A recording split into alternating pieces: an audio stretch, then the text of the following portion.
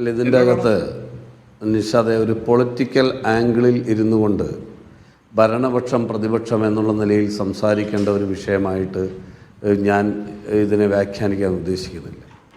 രാഷ്ട്രീയമൊക്കെ നമുക്കുണ്ട്, രാഷ്ട്രീയപരമായിട്ടുള്ള അഭിപ്രായങ്ങളുണ്ട്, അതൊക്കെ നമ്മൾ പറയും, പറയാതിരിക്കുകയുമില്ല.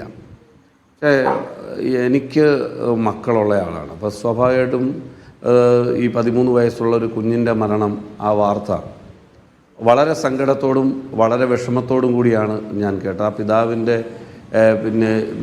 പിന്നെ പതറിയുള്ള പ്രതികരണം വരെ ഞാൻ കണ്ടതാണ്.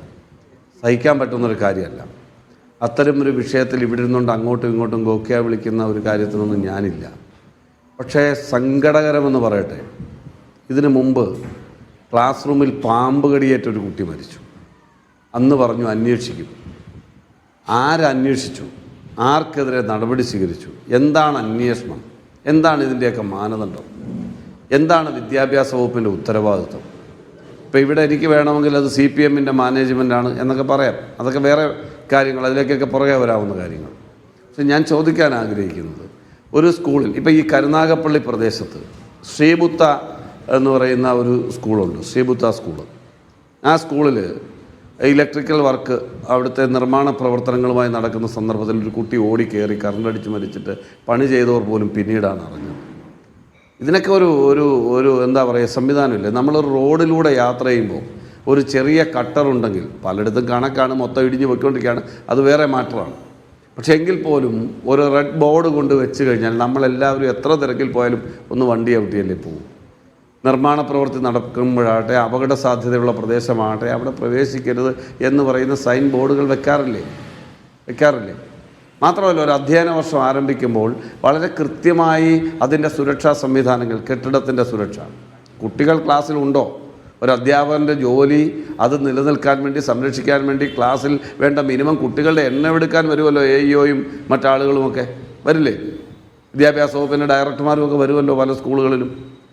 അങ്ങനെ വരുന്നതിനൊക്കെ ഇവിടെ സംവിധാനമില്ലേ? അപ്പോൾ ഒരു സ്കൂള് പ്രവർത്തനം ആരംഭിക്കുമ്പോൾ ഇതിൻ്റെ മോണിറ്ററൈസ് ചെയ്യേണ്ട ആളുകൾ വളരെ കൃത്യമായി ഈ കാര്യങ്ങൾ ചെയ്യണം. നമ്മൾ ഒരാൾ മരിക്കുമ്പോൾ, ഒരു കുഞ്ഞിനെ നഷ്ടപ്പെടുന്ന ഈ ദുഃഖസാന്ദ്രമായ അന്തരീക്ഷത്തിൽ വന്നിരുന്നു കൊണ്ടല്ല ഇതിനെക്കുറിച്ച് പഠിക്കുമെന്ന് പറയേണ്ടത്. ഈ വിദ്യാഭ്യാസ വകുപ്പും ഈ പറയുന്ന ഇലക്ട്രിസിറ്റി ബോർഡും സ്കൂൾ മാനേജ്മെൻറ്റും ഇന്നലെ പെയ്ത മഴയ്ക്കുണ്ടായതൊന്നും അല്ലല്ലോ. ആണോ? ഇന്നലെ പെയ്ത മഴയ്ക്കുണ്ടായതാണോ നിഷാദേ? നമുക്ക് സാമാന്യ യുക്തി വേണ്ടേ? ഒരാൾ മരണപ്പെട്ട് കഴിഞ്ഞാൽ ഉടനെ വരികയാണ്, ഞങ്ങൾ അന്വേഷിക്കട്ടെ, റിപ്പോർട്ട് തരട്ടെ, ഞങ്ങൾ നടപടി സ്വീകരിക്കും. എന്ത് നടപടി? എന്ത് മാങ്ങാത്തൊലി സ്വീകരിക്കുന്ന ഇവർ പറയുന്നത്? എന്ത് മാങ്ങാത്തൊലി സ്വീകരിക്കുക പറയുന്നത്? നഷ്ടപ്പെട്ടത് ആ കുടുംബത്തിനാണ്. പാവപ്പെട്ട മേശരിപ്പണിക്കാരനായ നിത്യജീവിതത്തിന് ബുദ്ധിമുട്ടുന്ന ഒരു കുടുംബത്തിൻ്റെ പ്രതീക്ഷയാണ് ആ പുതുനാമ്പ് മിഥുൻ. മനസ്സിലായില്ലേ? എന്നിട്ട് ഇവർ വന്നിട്ട് പറയാണ് അന്വേഷിക്കും, റിപ്പോർട്ട് വരട്ടെ, മാനേജ്മെൻറ്റിന് കുഴപ്പമില്ലെന്ന് പറയുന്ന ഒരു വിദ്വാൻ, അവിടുത്തെ MLA. ഇവരൊക്കെ ആരുടെ കൂടെയാണ്? ആരുടെ പക്ഷത്താണ്? ഇവരുടെ മനസ്സെവിടെയാണ്? നമുക്ക് രാഷ്ട്രീയമൊക്കെ വേണമെന്നേ, കോൺഗ്രസും മാർക്സിസ്റ്റും BJP ഒക്കെ ആയിക്കോട്ടെ. പക്ഷെ ഒരു കുഞ്ഞ് മരിക്കുന്നിടത്ത് ആ കുടുംബത്തോടൊപ്പം നിൽക്കാൻ, ആ വിഷമത്തിൽ പോലും രാഷ്ട്രീയം നോക്കി ന്യായീകരിക്കാൻ പോകാമെന്ന് പറയുന്നത് ഒരു MLA ചെയ്യേണ്ട പണിയാണോ? ആണോ? എനിക്ക് ഈ സ്കൂളിൻ്റെ പശ്ചാത്തലം അറിയാം. അവിടെ CP കരുണാകരപിള്ള എന്ന് പറയുന്ന CPM-ൻ്റെ തലമുതിർന്ന നേതാവിൻ്റെ സ്വകാര്യ ഉടമസ്ഥതയിലുള്ള സ്കൂളായിരുന്നു ഇത്. അദ്ദേഹം ആ പാർട്ടിയുടെ വലിയ നേതാവായിരുന്നു. ആ പാർട്ടിയോടുള്ള അഭിനിവേശം മൂത്ത് പാർട്ടിക്ക് എഴുതി കൊടുത്ത് അവിടുത്തെ ലോക്കൽ കമ്മിറ്റിയാണ് അത് കൺട്രോൾ ചെയ്യുന്നത്. ഇതൊന്നും അറിയാത്ത ആളുകളല്ലേ ഞങ്ങളാരും. അവിടെ ഒരു പരിശോധനയില്ല. കാരണം പരിശോധിക്കാൻ ആരും ചെല്ലത്തില്ല. കാരണം CPM അല്ലേ. CPM എന്ന് പറഞ്ഞാൽ പിന്നെ അവിടെ ആരും അന്വേഷിക്കാൻ പാടില്ലല്ലോ. അവിടെ ആരും പരിശോധിക്കാൻ പാടില്ല. കുട്ടികളുണ്ടോ, അവിടെ കറണ്ട് ഇലക്ട്രിക് ലൈൻ താന്നു കിടക്കുകയാണോ, ആ കെട്ടിടം തകർന്നോ? ഇനി ഇവിടെ ഇപ്പോൾ മൈനാഗപ്പള്ളിയിലെ ജനപ്രതിനിധിയായിട്ടുള്ള ഒരാൾ, അവിടെ പ്രവർത്തിക്കുന്ന പൊതുരംഗത്ത് നിൽക്കുന്ന ആൾ പറഞ്ഞു കേട്ടില്ലേ, അവിടെ കയ്യേറ്റത്തെക്കുറിച്ച് വരെ പറയുകയാണ്. മനസ്സിലായില്ലേ? ഇതൊന്നും ആര് ചോദിക്കാനാന്നേ? ഇതാര് ചോദിക്കാനാ? കോട്ടയം മെഡിക്കൽ കോളേജിൽ ഒരു രോഗി, പാവപ്പെട്ട ഒരു വീട്ടമ്മ ബിന്ദു എന്ന് പറയുന്ന ആ പാവപ്പെട്ട ഒരമ്മ കെട്ടിടം ഇടിഞ്ഞു വീണ് മരിക്കുന്ന ദിവസം ഏതെങ്കിലും ഒരു ജനപ്രതിനിധി അല്പം പ്രതിബദ്ധത ഉണ്ടെങ്കിൽ വിദേശത്തേക്ക് പോകുമോ നിഷാദേ? പോകുമോ? കേവലം മനസാക്ഷി ഉണ്ടേ പോകുമോ? ചാകാൻ കിടക്കുവാണെന്ന് പറഞ്ഞാൽ പോകുമോ? കണ്ണിൽ ചോരയില്ലാത്തവന്മാർക്കല്ലേ ഇങ്ങനെ ചിന്തിക്കാൻ കഴിയൂ? കണ്ണിൽ ചോരയില്ലാത്തവന്മാർക്ക്. അപ്പം നമുക്ക് പാമ്പ് കടിയേറ്റ് മരിച്ചാലും, കെട്ടിടം തകർന്ന് വീണ് മരിച്ചാലും, ഇപ്പം കറണ്ട് അടിച്ച് മരിച്ചാലും ഉടനെ വരികയാണ്. മന്ത്രിമാരുടെ സ്ഥിരം പ്രസ്താവനയാണ്, ഞങ്ങൾ പഠിക്കും, ഞങ്ങൾ റിപ്പോർട്ട് വരും, റിപ്പോർട്ട് വന്നു കഴിഞ്ഞാൽ അവനെ കാർക്കശ്യമുള്ള നടപടികൾ സ്വീകരിക്കും. എന്ത് മണ്ണാങ്കട്ട നടപടിയാ? പോയത് പോയി.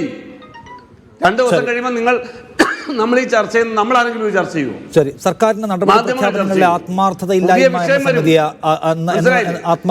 ആരോപിക്കുകയാണ് ഒരു സെക്കൻഡ് അനിൽ ബോസ്. ഒരു സെക്കൻഡ് നിഷാദെ, സർക്കാരിന് സർക്കാരിന് കൃത്യമായ മാനുവലില്ലേ? സേഫ്റ്റി പ്രിക്കോഷൻ ഏതൊക്കെ രീതിയിൽ എടുക്കണമെന്നില്ലേ? ഒരു സ്കൂളിൻ്റെ അധ്യയന വർഷം ആരംഭിക്കുമ്പോൾ അതുമായി ബന്ധപ്പെട്ടുള്ള കാര്യങ്ങളെ സംബന്ധിച്ച് പറഞ്ഞില്ല. ഇവിടെ ഇലക്ട്രിക് പോസ്റ്റ് സ്ഥാപിക്കുന്നതിനെ കുറിച്ച് എനിക്ക് മുമ്പ് ചർച്ചയിൽ പങ്കെടുത്ത സ്നേഹിതൻ പറഞ്ഞല്ലോ. അപ്പോൾ ഇത്തരം എല്ലാ പരിശോധനകളും നടത്തി എല്ലാ ഫിറ്റ്നസും നോക്കി കാര്യങ്ങൾ ചെയ്യേണ്ട ഒരു കാലത്ത് നിരവധി അനുഭവങ്ങൾ ഉണ്ടായിട്ട് അതൊന്നും ചെയ്യാതിരുന്നിട്ട് മന്ത്രി പുങ്കവന്മാർ വന്നിട്ട് പറയാണ് ഞങ്ങൾ റിപ്പോർട്ട് വന്നിട്ട് ഉണ്ടാക്കും എന്ന് പറഞ്ഞാൽ ആർക്കിട്ട് എന്ത്?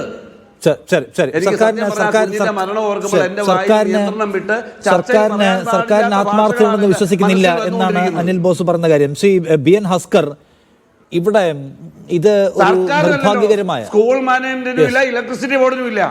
ശരി ശ്രീ ഹസ്കർ, ഇവിടെ ഇതൊരു നിർഭാഗ്യകരമായ സംഭവമായിരിക്കുമ്പോൾ തന്നെ അതിന് ഉത്തരവാദികളെ നമുക്ക് കണ്ടെത്താൻ കഴിയും. കാരണം ഇത്തരം സംഗതികൾ ഉണ്ടാവാതിരിക്കാനാണ് നമ്മൾ കൃത്യമായിട്ടുള്ള സുരക്ഷാ മാർഗനിർദ്ദേശങ്ങൾ, ചട്ടങ്ങളും നിയമങ്ങളും ഒക്കെ ഉണ്ടാക്കി വെച്ചിരിക്കുന്നത്. ഇതൊരു സ്കൂൾ കോമ്പൗണ്ടിനകത്തുകൂടി ഈ വൈദ്യുതി ലൈൻ പോവുക, അതിന് തൊട്ടു താഴെ ഇരുമ്പ് ഷീറ്റ് കൊണ്ട് ഒരു സൈക്കിൾ ഷെഡ് ഉണ്ടാക്കുക എന്നത് എല്ലാ അർത്ഥത്തിലും സുരക്ഷാ മാർഗനിർദ്ദേശങ്ങൾക്കെതിരായിട്ടുള്ള കാര്യമാണ്. KSEBയുടെ ചട്ടം പറയുന്നതും അതുതന്നെയാണ്. എന്നാൽ അത് ഈ സ്കൂളിൽ നടക്കുന്നു.